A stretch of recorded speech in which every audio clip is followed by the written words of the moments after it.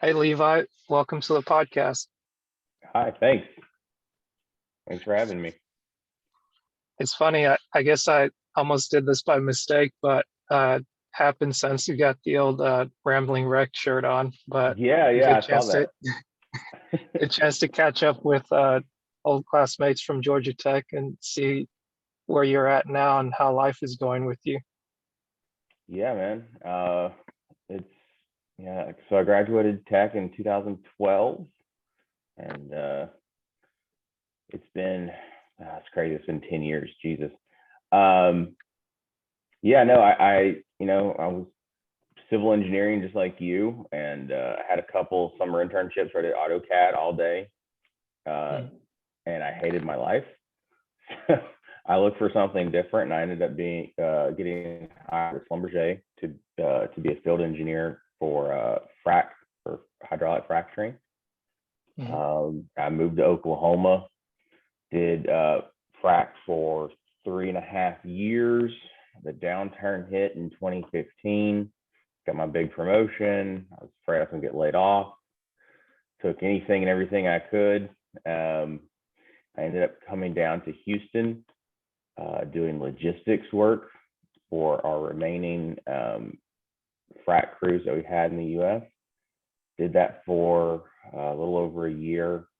I spent a couple of months training new field engineer trainees how to run frac equipment and deal with high pressure, which was absolutely terrifying. They had no respect for 15,000 psi, which is, man, that's horrifying. That like there have been people cut in half on frac jobs Yeah. before because they didn't know what they were doing from the hydraulic water pressure, and so that was fun.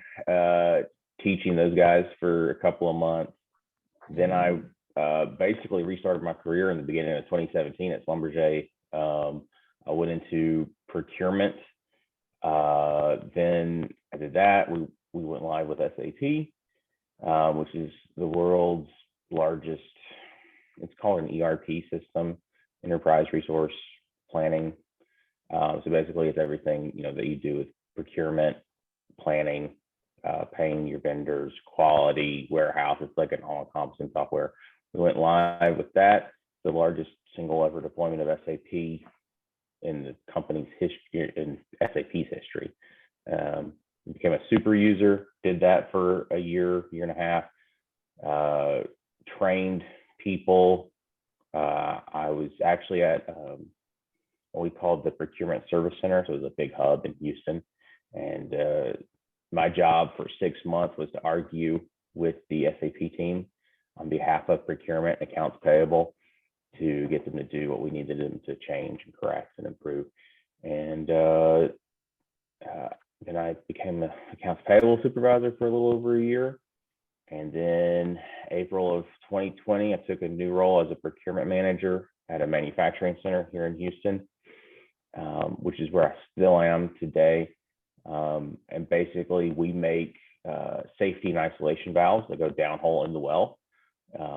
So imagine, the valves that imagine the valve that could have prevented Deepwater Horizon, right? Those level of spills, those safety valves, it's an extra Mhm. layer of safety and security. So we make those valves and we sell them around the world. We're uh, we're like the lead center for that completions product within Schlumberger globally.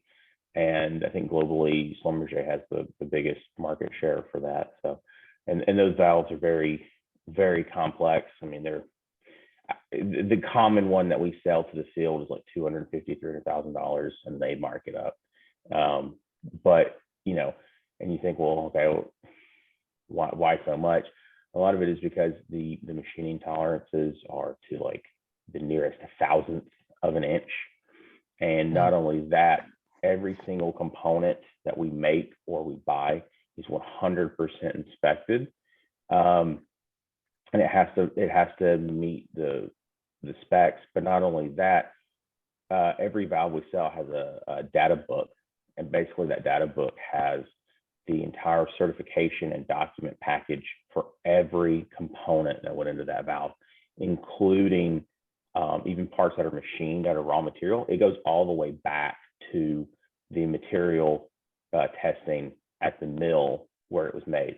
So if there is ever a failure, they can go back and they see, okay, well, this part failed. Let's look at it. They can trace that single component from the field back to CHP, back to our center, back to the vendor that made it, all the machining processes, back through the inspection, and all the way back to the actual raw material data from the mill. So it's there's a lot to it. So yeah, I'm the procurement manager for that, and I have a team of 5 people that report to me that we do the procurement for those components.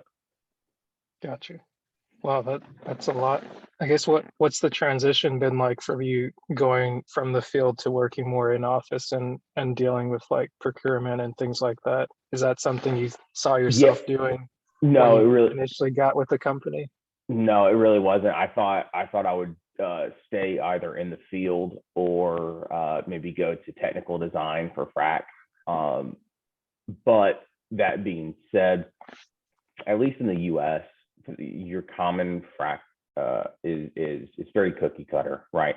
Once they find what works in a particular formation and area, it's just copy paste from this well to that well, and you just go down the road. So in terms of design, there wasn't really a whole lot of design. There's, and even when I was in the field, we only had a handful of offices that did the fracturing design. So I thought that's what I was going to do, or I thought I'd stay in operations, but in, like I said, the 2015 downturn hit, we went from, I think we had like 140 frac crews in North America. At our lowest, at the end of 2015, I think we were down to like 24 crews in North America. And which is a lot of people, man. A crew is 3 shifts: a day shift, a night shift, and a shift that's on days off. And that's 2 supervisors, a dozen operators, and 2 engineers per shift, right? So, or thereabout. That's what you need. So it's a lot of people. So at that time, it was like, I'll take anything. Just don't lay me off. I need the job. And so yeah, so then that's when I went down to Houston, which is where I still am. But I will definitely say, I think everyone should work in the oil field for a year or 2. I really do. I think everyone, because it makes you appreciate the office, right? So if you remember, I said, when I was in college, I was like, I'm sitting behind a desk, and hating my life all day, every day. Trust me, once I left the field, me coming into an air-conditioned office building and sitting behind a computer for 8 hours, I was like, man, this ain't work. This is I'm coming to vacation. This is easy, Right. because when you're in the field, my minimum day was 14 hours, and it was 2 weeks on, 1 week off. It was either day shift or night shift. It was a minimum of 14 hours either way. And in the summer, there were days where it hit over 110 degrees, and then you're out in the, you're outside with all these big rigs, all this equipment that's running, and if that exhaust blows over you, we were measuring temperatures of over 140 degrees on some pieces of equipment when the wind would blow the exhaust over the working decks. We have to rotate guys in and out every like 10 minutes. And get everyone cooled off and drink tons of fluids and ice and everything. But then at night, in the winter, where I was working in Oklahoma, which I worked everywhere, all over the South, Texas, Louisiana, Oklahoma, Kansas. But there were nights during the winter where it was -5, and you're standing, your guys are standing outside, and it's just you're bundled up. You got layers on underneath your fireproof coveralls. When it rains, you get wet. When it snows, you get snowed on. And there's always, because there's so much water everywhere, inevitably the location typically gets muddy. So you're trudging through mud, you're carrying stuff, you're working, you're burning probably 4,000 calories a day just doing physical labor. So no, and that was for frac, right? I mean, everyone has, different experiences depending on what you were doing in the oil field, but I think everyone should work in the oil field for at least a year or 2, because out in the field, like actually working, because you will appreciate how easy your life is. Because like when I was in the procurement center in Houston, we hired a lot of people straight out of college, straight out of the University of Houston for supply chain and procurement. And those people, those guys and girls, they come in, they would complain about everything. It's so funny. And like, I had to tell them, like, you don't understand, like, you got it good, this is nice. I guess So, it's funny when you say that. I have a similar sentiment with just having an appreciation for how things are made, especially being able to work in the field and kind of seeing things firsthand. Like now I'm working in a soils capacity, like doing geotechnical work, oh, nice. going out doing borings with the guys and um, like classifying soils and things like that. And it seems like just all the way from college or even before college, like doing landscaping, doing a lot of things that are laborious, it, to your point, it helps you kind of appreciate like just that hard work. And it's cool to hear you echo that, because I think sometimes I don't, maybe you could tell me what's your perspective on this. Do you think that people that either don't have that background or haven't done that work before, they don't know what to appreciate, or do you see other people that are like new people that you hire? Do you think they have like a um do you think they look down on people that do like manual labor work, or Oh have you yeah, absolutely. I mean, I think it's a big thing in our society, and it has been for decades now. I mean, there's so many, you know, I can, for my parents and our generation, but it was, in our high school, the guidance counselors, right? What do? They had a couple of different paths for you. Your path was either pre-college or pre-military, or you were just going to be poor, white trash, and do drugs and get in trouble with the law. I mean, like those are your three path options, effectively, right? And it, and I say that somewhat hyperbolically. I mean, there was some, trade type stuff, but you don't need a college degree anymore. I really don't, not for most things, right? Because I remember, in Georgia, right? I remember, I think it was Kennesaw State, right? In Kennesaw, they were producing 1,000 psychology majors per year, graduating 1,000 psychology majors per year. The state of Georgia, forget this, there aren't 1,000 psychology positions in the U.S. that open every year, much less the state of Georgia, right? So what are those people going to do, right? Like, okay, cool, you've learned a lot of neat psychology, and or whatever your degree is. There's no demand for it. So what are you going to end up doing, right? You're taking on debt for effectively no reason. And then, there's hundreds of thousands of open positions in the country for diesel mechanics, for welders, machinists, fabricators, electricians, plumbers, HVAC, carpenters. And it's, the trades are definitely looked down upon. And you don't necessarily need a college degree for that. I mean, it might help, it might be nice, but you don't necessarily need it. And then when, because there's so many open positions, right? Because there's so many open positions, the companies that need them, they're offering really, really good wages, even if you're not a part of a union, right? But nobody, I don't say nobody, but a lot of people don't do it. They look down on it. They're like, oh, well, I want to go work in an office, right? And at least, and I would say, so my mom, she was a drafter. She was for mechanical engineering.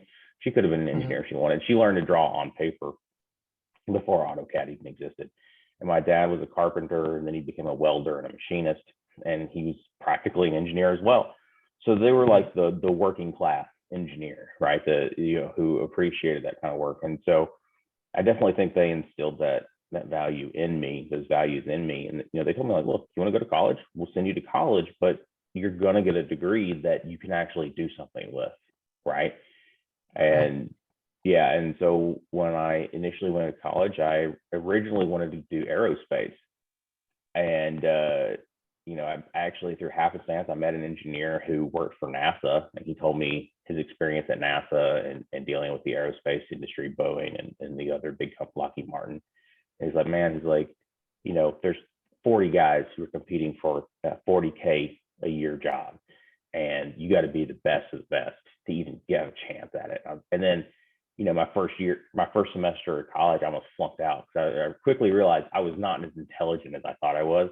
I slept through high school, and I never learned how to study in high school, and I very quickly flunked or almost flunked out my first semester because I didn't know how to study, I had to teach myself. And then so I was like, okay, well, let me reprioritize what I think and what I like, and that's what then I picked civil. And yeah, so I think it's definitely looked down upon. I love I don't follow him, but I see him a lot. Mike Rowe, from Dirty Jobs. I've seen him on various podcasts and everything, and he's absolutely right. I mean, people look down at, and those are the things, those are the jobs and trades that people need. And even forgetting the trades, I'm a procurement manager, and my team are procurement specialists. I could teach a high school freshman to do my job. And I'm not even kidding, right? Like, I'm not doing complex math. I'm not doing calculus or linear algebra. I'm doing basic Excel stuff, right? If you have basic office skills, you have time management, you have a desire to do well, and the fact that you care at all. I tell people, like, if you care at all, you are automatically better than 50% of other employees and workers, just by the mere fact that you care. And I'm not kidding. I could teach a ninth grader to do my job. I could teach a ninth grader to do my people's job, right? If they're, above average of intelligence and have basic computer skills. And the biggest thing is critical thinking, reasoning, being able to act and think logically, get to the root cause of problems, and how do we brainstorm and fix them and improve them. I mean, I would say, outside of doctors, lawyers, and like real engineering, which is probably what you're doing, and structural engineering, those kind of things, you don't need a college degree. I mean, maybe some people in finance, some people in accounting, but I would say 90% of the jobs in the U.S., you don't need a degree. Yeah. You really don't. I guess what would you say you enjoyed about your college experience?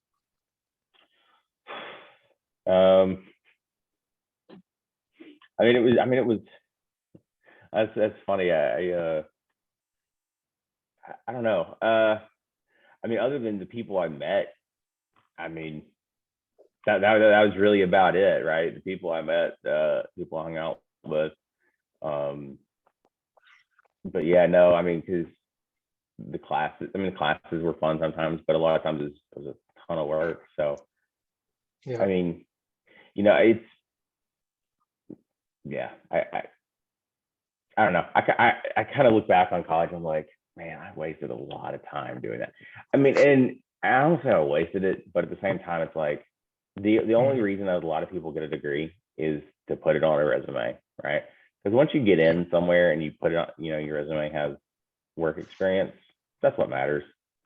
Hell, freaking Elon Musk doesn't even a lot of the positions that Elon Musk hires, he hires people who don't even have engineering or college degrees, right, for some of his stuff, right? So yeah, it's just at least I can't speak for everyone. I'm glad you're using your degree. For me, it's just a piece of paper that's hung on my office at work, and it allowed me to get hired and in the door, so to speak. Yeah. It's funny because for me, it seems like it almost seemed like a love-hate relationship in a sense. And Oh yeah. like, I'd almost say not to just continue bashing college, but it was definitely difficult for me, and it seemed like at some point Yeah. it was almost like you got out of a bad relationship and you're almost like battered up. You're like, well, hey, I got the job.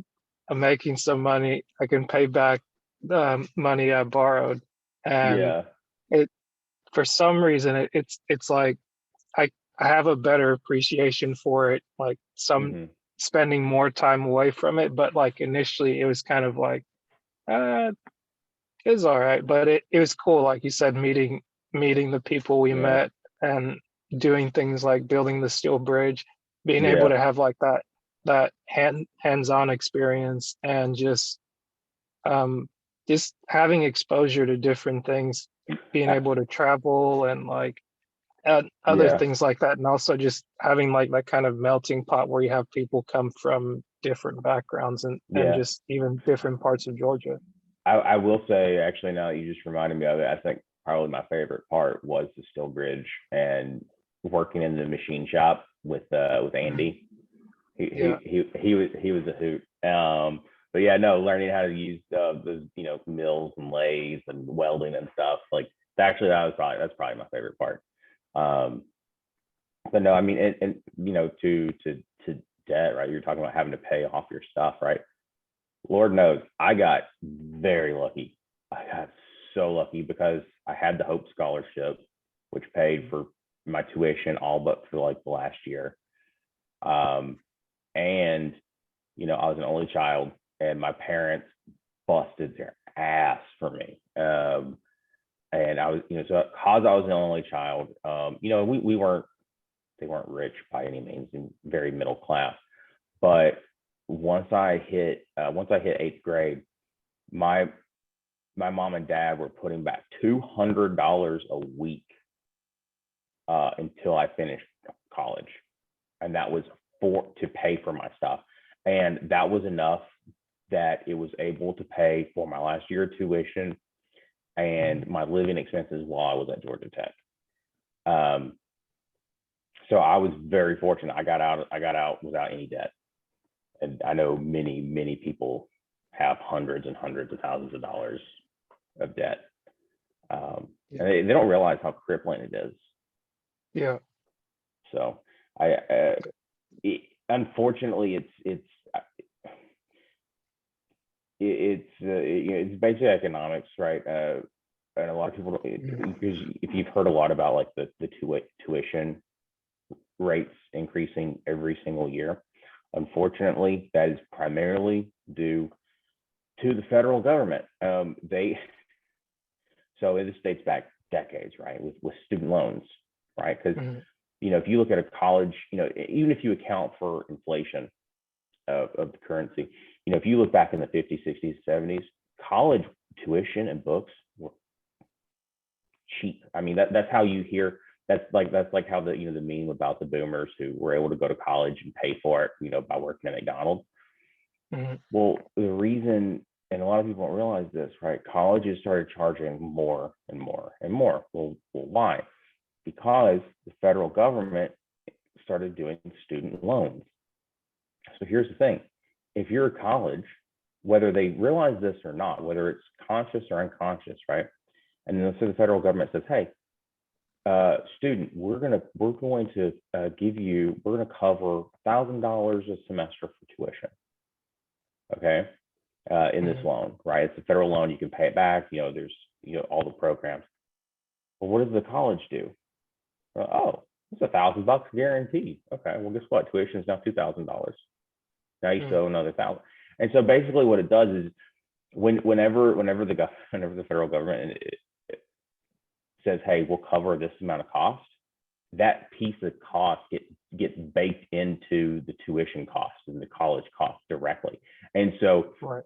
you get this vicious feedback loop, right? So it was $1,000 in, I don't know, 1970, and then 1980 it was $10,000, or maybe 5,000. Then 1990 it was 10,000, and then early 2000s when we went to school it was 15. Because I remember it was like 17 grand tuition for Mhm. one semester at Georgia Tech, which is like really cheap at the time. I mean, like it was like it, or maybe 17 grand for the year. I don't remember, but it was either 17 grand for a semester or 2 semesters. Yeah. But Yeah. Georgia Tech was consistently rated like the highest, value per your money.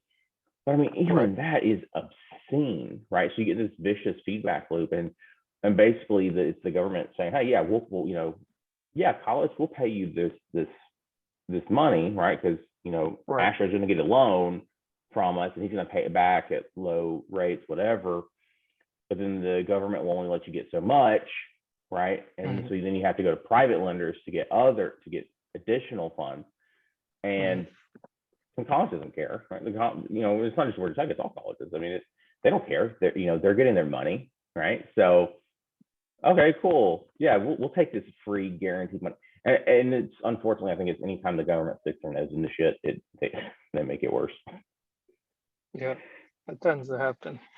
But one thing, I guess, before we get too far down the road, one question I always like to ask Sure. every person that comes on is, who do you say you are? Just kind of that, or also a background on yourself.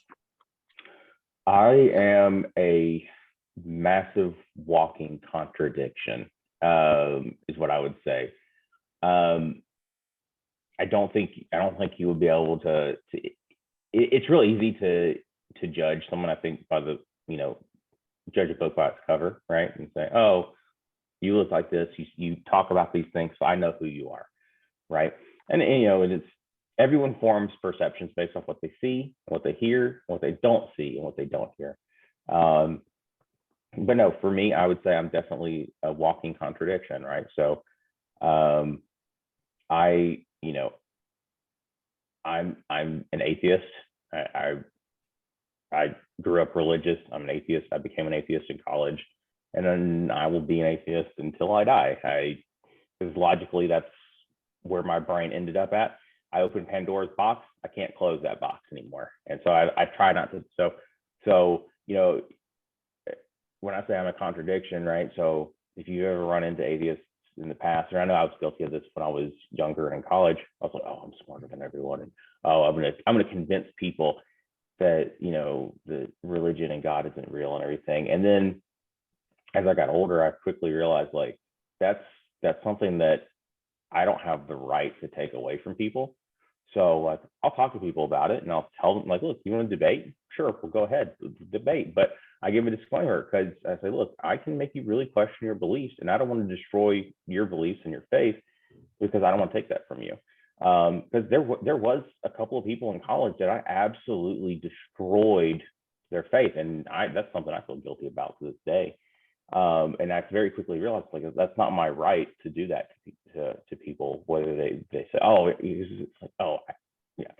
So when I say I'm a contradiction, I'm not like that atheist that you're going to see on Reddit who's like an angry lefty atheist, whatever. I'm very, I don't think I'm not conservative. You ever watch Parks and Rec? Yeah. Ron Swanson, Mhm. the libertarian. Ron Swanson is my spirit animal. Very, libertarian, I'm a constitutionalist, or a classical liberal, Mhm. which we can get into that as well. So that's kind of my religious and political views. As far as my personal life, like I said, I lived here in Houston. I met my wife when I was living in Oklahoma, working for Schlumberger there. We started dating there. We got married in 2016. And, people look at me and they might think one way or another, but, my wife, Courtney, she's originally from Bermuda, right? So it's, an island straight out in the ocean, due east of Atlanta by about 800 miles. And she's brown. Her father was black, her mother was white. So people might look at me and think, oh, you're just another white guy from the US, and you're from the South and whatever. But she's my wife, and yeah, I mean I think I'm a contradiction. I have I'm very ADHD. I'm on the autism spectrum. I finally got diagnosed last year, which I may not act like it, but I quickly realized that growing up as a kid, I learned to quote unquote act normal, to act extroverted, you know, in school, in college, in work.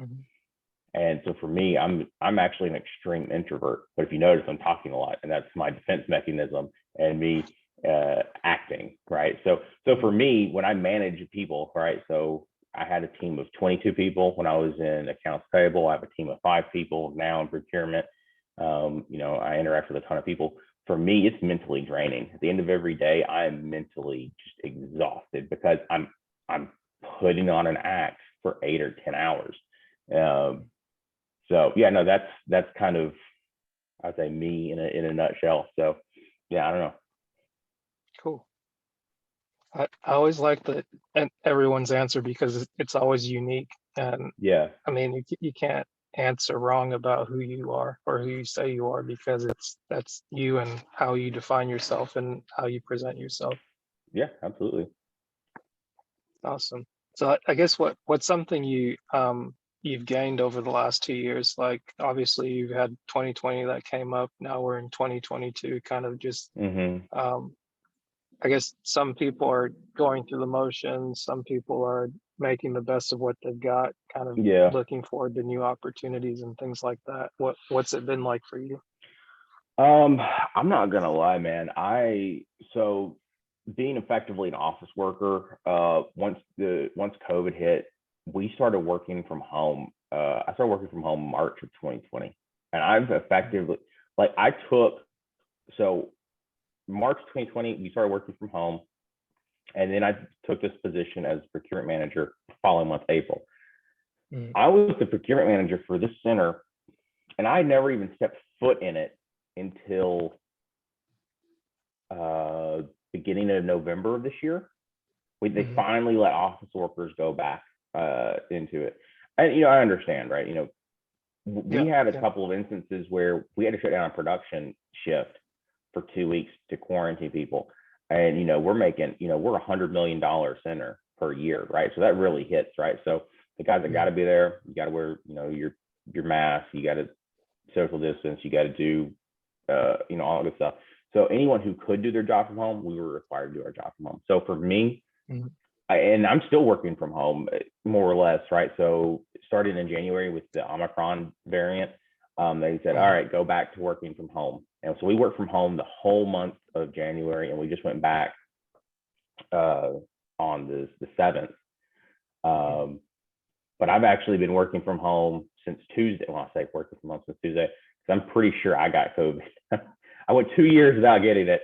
And then this past Monday night, I came home and I just crashed, and I slept for like 36 hours out of 2 days.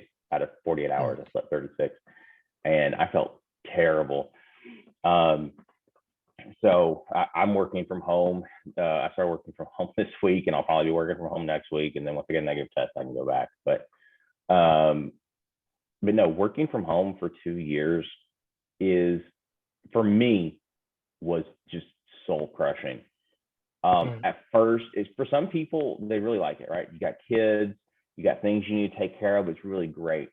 For me, at first, like, okay, this is cool.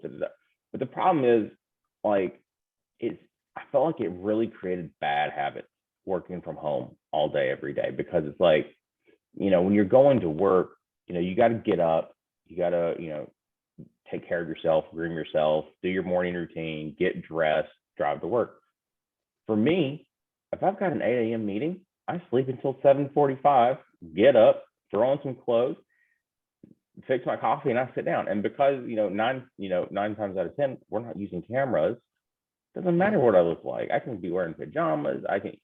And you know, that kind of routine, I think it's really necessary for a lot of people's mental health. And for me especially, I really missed the commutes, right? My commute is an hour each way in Houston traffic. It's like 27 miles. And a lot of people are like, man, that's horrible. And yes, it's a lot of time, but I can, previously what I was doing is I would listen to music, I would listen to podcasts, I would listen to audio books in my drive, and that would be my de-stress and time. And it would also let me like decouple, right? It creates a very stringent barrier between work life and home life, right? So when I get home, work is done. I'm at home now, right? But when you're working from home all day, and my commute is I don't know, 75 feet to my bed down the hall, there's no separation, right? And because I'm sitting here in my computer chair, and I have a desktop, and if I'm working and then I want to play a video game on my computer, guess what?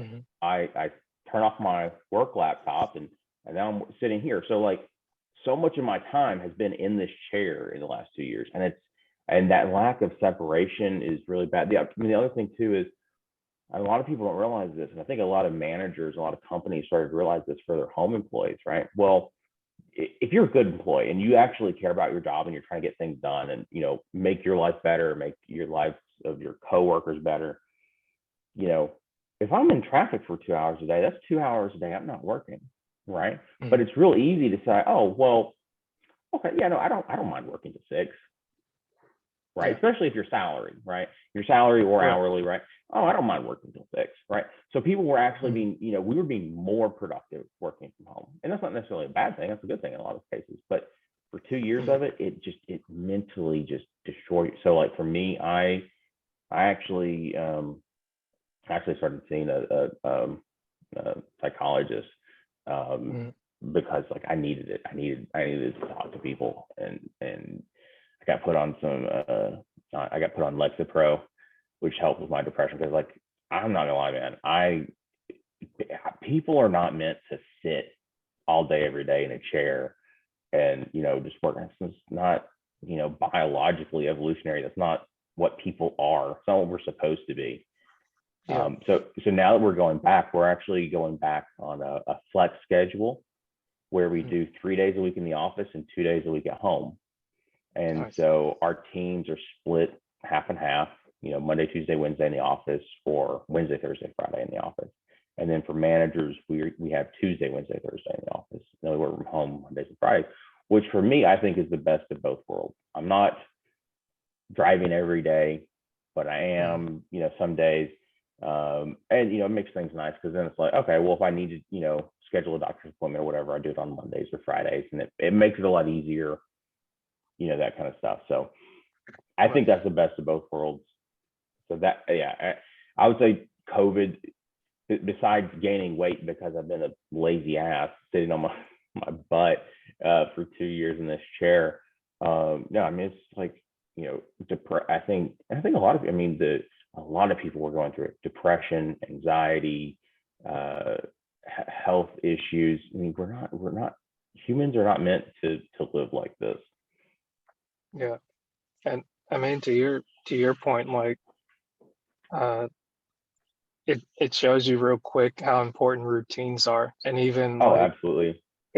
if things get stagnant, like the need to be able to switch things up from time to time, and like just like the simple act of being able to like get up and go, whether it's like through the commute or it's through something else, it's that thing's big. And even I think it's really big what you mentioned about like just the simple fact of getting up in the morning, going through a morning routine, prepping to get to work, get out of the house. Like that goes a long way, because it's like when you start letting go of simple things like self-care, self-grooming, like personal hygiene, like that little thing goes through everything else. It just snowballs, just one thing after another. Because even now I'm looking through my stuff, and having moved recently, I'm looking around like, I'm pretty sure I had clothes before, and I'm like, where are half of my clothes? And I'm like, well, I guess I probably need to go just shop for some more pants this week, get some different shirts or something. It's like, it doesn't have to be a lot, but it needs to be something to where it's like, okay, obviously you've got your work clothes, but you've got home clothes you can wear, and you have something you can just where to get out, and just even if it's you've got to drive across the state or something like that, just finding an activity and like even forcing myself to do an activity to say like I'm gonna go do this just to say I did something, because like as much as I could sit a day at home and Mm-hmm. just watch YouTube or be on everything at the convenience of my Yeah. fingertips, it's like it only goes so far to where it's like, okay, well, of all It's a the of all the things I it's could have consumed, anxiety boredom. yeah, It's anxiety boredom. I mean, like I had a game on my phone that I was spending stupid money on. It was like one of those stupid mobile games, and I still have it on my phone. But I haven't touched it since November. I tried it. I don't even go on Facebook anymore. I go on Instagram maybe once a day. I don't have TikTok. It's those choices of what are you going to do, because it's like it's real easy to just sit there and scroll, and the whole scroll through Instagram or TikTok or whatever, and before you know it, your whole day is shot, and you feel bad for having done it. And it's that social engineered dopamine hit that social media companies want you to get, and keep how do we do engagement? Oh, scroll, scroll, scroll, scroll. yeah, And before you know it, you've lost 6 hours. Like here's something that I realized I was really bad at. I would procrastinate from my procrastination, right? So what I mean by that is like maybe I needed to do some chores. I need to do laundry, do the dishes, clean up the kitchen, whatever. And I'd say, well, I'll do that. I'll do that on Sunday. Today on Saturday, I'm gonna play one of my video games that I want to play. But then I'd wake up in the morning, and without even realizing it, I'd go on Instagram and YouTube and watch random crap. And before I know it, I've lost 3 or 4 hours. I would procrastinate from playing a video game that I really like due to social media. Mhm. And if when I was a kid, I always thought it was funny. Like there were parents who like wouldn't let their kids watch TV because, and I didn't understand that because as a child, I watched History Channel and Discovery Channel, TLC back when they actually had good like educational content, like yeah, documentaries and stuff. And so for me, I was like, why would my parents take that away from me? But other mhm, parents wouldn't take that away from their kids. They would take away, stupid crap cartoons that had no real value. And so now I'm thinking like, if when we ever have kids, now it's like my kid is not having a smartphone. I absolutely refuse. You get the jitterbug when you turn 16 and you start driving. Like I do not want you on a smart connected device just rotting your brain on Instagram and TikTok. I mean, because there's so many issues with that. But it's not it's teaching our society to be, I want it now. I want it quick. I don't want to have patience. And even I'm guilty of it. If I'm watching a 10-minute YouTube video and I'm a minute in and it bores me, I'll turn it off and I'll go to another one. Right. And I think it's the whole Twitter thing of 140 characters and, that quick 30-second video on TikTok or Instagram or whatever. But yeah. How do we get here? well, I'm trying to remember. Oh, I think we were talking about just what's happened within the last 2 years Oh, and COVID. kind of Yeah. how we've managed getting through it. Which I mean, Yeah. it's I think a lot of a lot of what we're saying, a lot of what Mm-hmm. you're saying, I definitely echo that. And it's funny because at times I find myself just I I took a break from work for a bit and dealing with the personal, and then even like getting myself to go back to work and doing something Mm-hmm. local that wasn't engineering related was almost, it was a win for a bit, where for about a period of 10 months I worked at Home Depot, and I was working Yeah. in their what do they call it, like their merchandising department, where basically at night you tear down parts of the stores and kind of Hmm. rebuild it back up. And like just Hmm. having that chance to interact with people and work with your hands, it's like, man, you forget how much you miss whenever you don't have it, and kind of Yeah. what you try to make up with it. It's like, oh, like, yes, there's benefits to being an introvert, but also it's like just being around good quality people like I'm able to be Yeah. around now. Like you definitely feel at times like, okay, you could do without the person that's always being an a-hole, and just like Yeah. Yeah. Of course. they just want to always like pick at you. But sometimes I guess you kind of Hmm. learn to appreciate that, like, oh, okay, like this person is maybe picking at me, like maybe they need something too. And even Hmm. if it's for me, I'm not an only child, but having like multiple family members, it's like you interact from time to time, but even being away and being able to come together for family events and things like that, Yeah. it's And nice to have those interactions from time to time. But other times you're like, maybe I'll yeah. just stay over here on my side. And then when you connect with somebody, that stuff you were going through, you might think, oh, I was just going through this on my own. But then other people are kind of going through the same thing. And you're like, Everyone huh, has their own thing, man. Everyone. I mean, and you don't know what other people are going through, right? right. And evolutionarily, right? We all, you know, as human beings, we form judgments and preconceptions based, like I said, what we see, what we don't see, and that's a survival trait from millions of years of evolution. Yeah. But you never know what someone's going through. So I always, I like that old phrase of, the old saying of, don't attribute to malice that which can be attributed to ignorance, right? Like don't assume someone's just being mean to you or for the sake of it, or stuff like that. Yeah. So I mean, you never know what people are going through. Treat people nice, treat them with respect. Golden rule. You know, but one thing you did say there about the merchandising, about tearing things down and rebuilding it. I bet Mhm. that felt good. Like was like when you were done and you could stand back and look. Oh, I did that. Right. You can Yeah. see your work, and I think that's something a lot of people don't. I think that's something a lot of people take for granted now. Going back to like trades, right?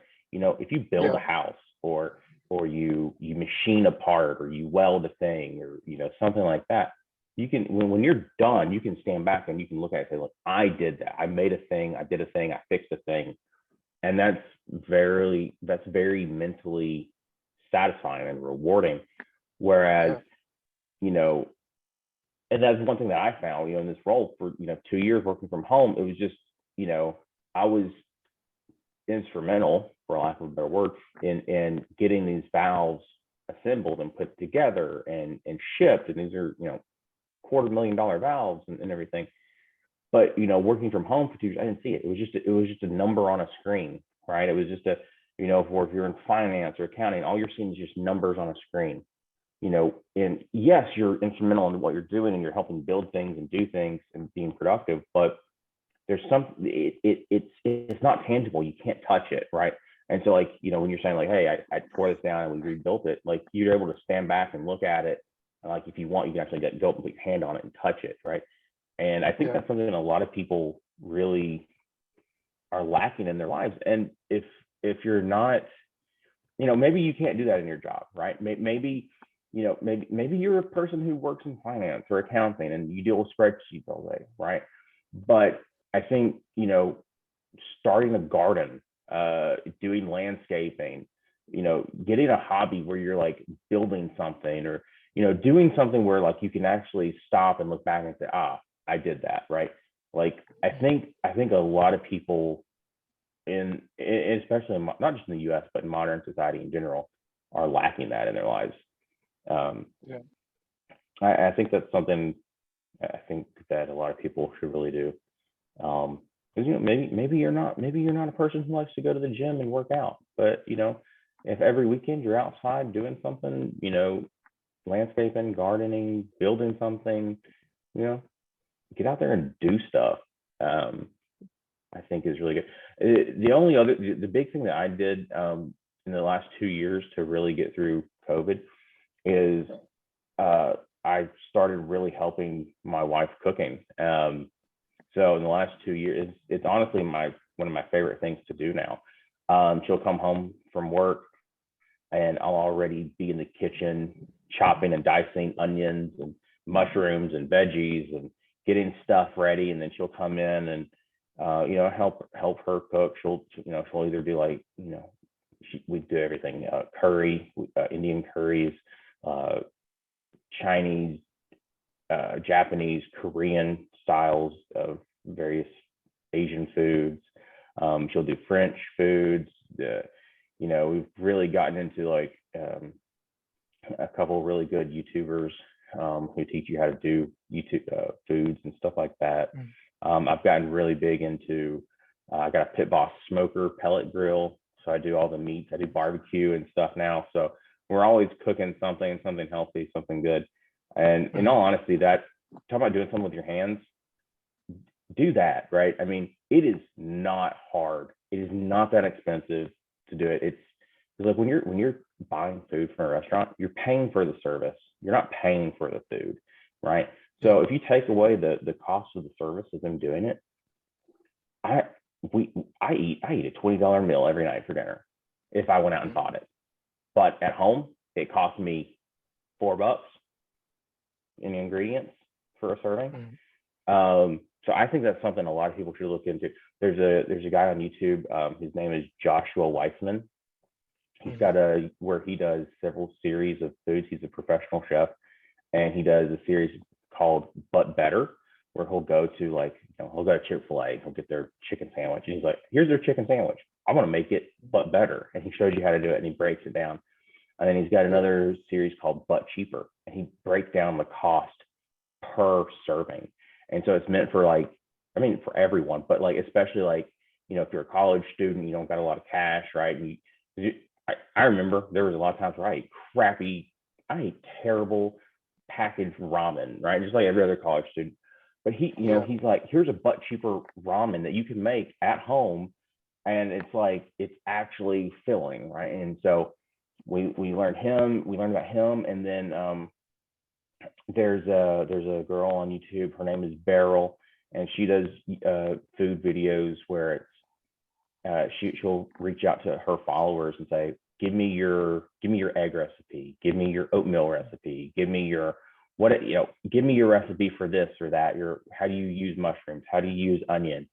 And what she does in each video is she'll have anywhere from 5 to 8 recipes, but they're from around the world, right? So you're learning okay, well, this is an onion recipe from the US, and this is an onion recipe from Turkey, and this is an onion recipe from Brazil, and this is one from, and so some of my favorite things now are things that I would have never had otherwise.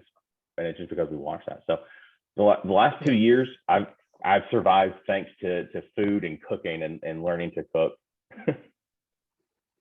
Hey, that's not a bad thing. It's funny. I'm trying to get back into cooking myself now, and it's a few more times, I guess I've opted for the option of getting something quick or something not as healthy, like a tray of cookies. And it's like, well, when you kind of look down and you start to see your gut, it's like, well, this might not be a long-term solution. So no, it's not.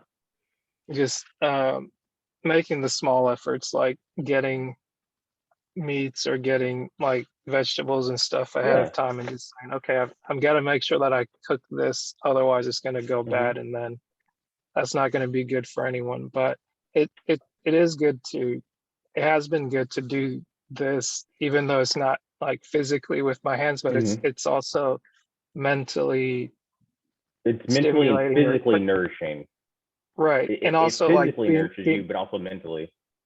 Yeah, and even after doing so many, it's there's that challenge of okay, of remembering why you're doing it, being able to catch up with yourself and actually put in the effort to have a conversation versus sharing it with people and just being well, I don't know if it's working. Okay, it's taking this much more energy, it's taking this much, and then it's oh yeah, the goal isn't just necessarily to make it necessarily, but it's like, It's not it's the also destination. that, It's not the destination. It's the journey. yeah, but Another cliche. it's, but I mean, that, it's like that cliche among other things. It's a lot of times it's one thing to hear it, but whenever you get it and you're Mhm. actually like enjoying the journey, it's one of those things where it's the days where it seems like, oh, this is fun, or the days where it's like, huh, like now I can think back and be like, oh, remember that time I was talking with Levi and then I was Yeah. driving over here and I was like, hey, you know what? I decided to get up, get out and go to the best of what I could do that day. And I didn't sit and obsess for a period of time. And it's like, Yeah. even if I couldn't do something before because I was sick, Hmm. it's like, hey, I was able to get better, Hmm. get back out and just do a little bit more. And Yeah. I, I guess, go ahead. No, for real. Check out Joshua Weissman and Mhm. on YouTube. And the other girl, her name is Beryl. I forget her last name, but it's Beryl. Their recipes are simple. Anyone can do them. If you screw it up, there's no hope for you. The recipes are simple and they're really delicious. And it's here in Houston, if you're in Atlanta, I'm sure you have specialty grocery stores. But here in Houston, we have Mhm. Asian grocery stores. There's a place called Phoenicia, which is like a Greek, Mediterranean, Eastern European grocery store. Mhm. We have Indian grocery stores. We have African grocery stores. So whatever ingredient you need or want, you can find it here. And you want to talk Yeah. about satisfying? It's you know how you always feel depressed when you're like, oh, I didn't finish that and it went bad in the fridge, right? Mhm. We don't really have that problem anymore because whatever we have, we'll find a way to use it. But you want to talk about Yeah. satisfying is like buying like this really like niche ingredient, right? Like oyster sauce or a soy sauce or a special like a spice, right? For like an Indian curry or something. And you use it before it goes bad. Like you use the whole, like, you got a 16-ounce or 8-ounce bottle of oyster sauce. You're like, yeah, use that for like two different things, right? But when you actually complete that whole bottle before it goes bad, it's like a badge of honor, right? Like you're like, hey, no, that's because I cooked. I used this cooking so many different things in different ways. That is mentally and emotionally satisfying. Yeah. So that's I, definitely I'm helped in COVID. I, I'm definitely gonna give that a shot tomorrow Yeah. because I got some I think I got some chicken wings or drumsticks, Oh yeah. and I think I got some ground beef and something like that. So Yeah. I'll look them up and definitely come up with something to cook Oh because yeah, I for sure. I just want a hearty meal. And I mean, I appreciate being able Yeah. to order out last week and just that coming through and just being like, okay, just get the food in you. Oh And yeah. I mean, we still do that. Yeah. Yeah. yeah, Don't. Yeah. I mean, for sure. I mean, I ate Chick-fil-A twice this week. I mean, yeah, and it's what it is, right? Uh, but yeah, no. I mean, and Joshua, he actually has a best-selling cookbook. He was like the number one cookbook on Amazon for a couple of months. Yeah. So check him out for sure. very cool. Yeah. But I won't keep you too long. I just wanted to Yeah. say thank you very much for the time, and I hope For we get sure. to do this again very soon. Yeah. Have me back. You We'll talk about other fun stuff, politics, religion. We'll we'll piss off at least half your audience. do you have anything going on online or offline where you want people to connect with you? I have a very minimal online presence. It's my Instagram and Facebook, and that's it. Other than that, no, not really. I'm not, Gotcha. Well, no problem. The thing that's always important is just being able to have the conversation. And for what's sure. funny is I forget how hot my car can get. So I got a warning message from my phone saying, "Hey, it's overheating." So I'm gonna let you go, but thank you for the Cool. time, Levi. Yeah. Thanks for having me. I appreciate it. Yes, sir. Take care. You too. Bye.